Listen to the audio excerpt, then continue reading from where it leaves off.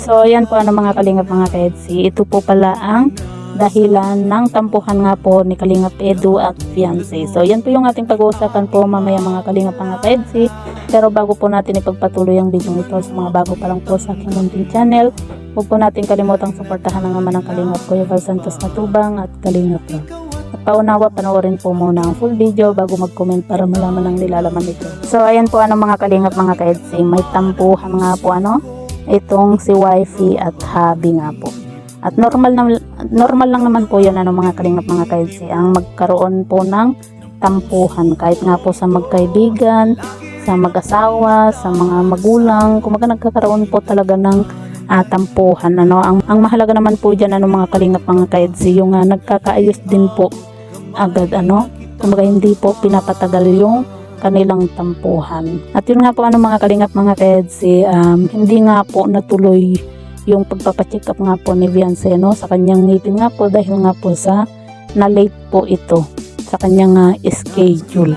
Hindi rin naman po natin masisi nga po itong si fiancé mga kalingap mga kaedsi dahil nga po alam naman po natin na malayo po yung bibiyahin nga po nitong si fiancé.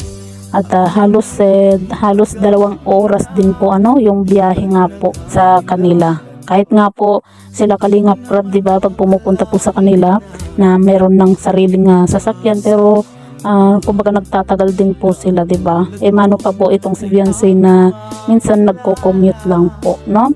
At yun nga po nagkaroon nga po ng tampuhan yung dalawa nga po dahil nga po siguro dito nga po sa hindi natuloy itong si fiancé sa kanyang schedule nga po dahil na late po ito. Kaya ang nangyari po mga kalingap mga kaedsi, umuwi na lang din po itong si Kalingap Edu at fiancé nga po kasi nga po walang nangyaring check up dahil sa na late po itong si fiancé sa kanyang schedule.